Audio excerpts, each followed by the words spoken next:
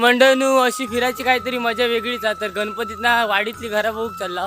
तर चला आमच्यावर तुम्ही पण दर्शन घ्या गणपतीचा.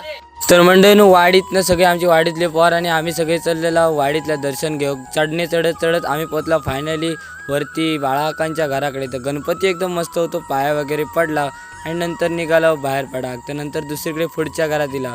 तर गणपतीची मंडळीनं कमी नाही, वाडीत नुसते 101 गणपती भारी आणि डेकोरेशनसुद्धा भारी केला होता.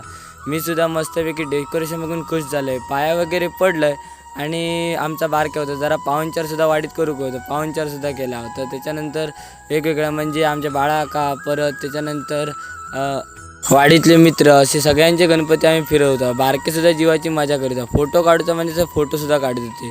तर गणपती तर एकदम भारी भारी होते. तर गणपती बघून एकदम भारी वाटला. वाडीत गणपतीतना पोरांबरोबर वाडी फिरायची म्हणजे एकच नंबर. तर व्लॉग कसं वाटलं कमेंट करून नक्की सांगा आणि सबस्क्राईब करू विसरा नको.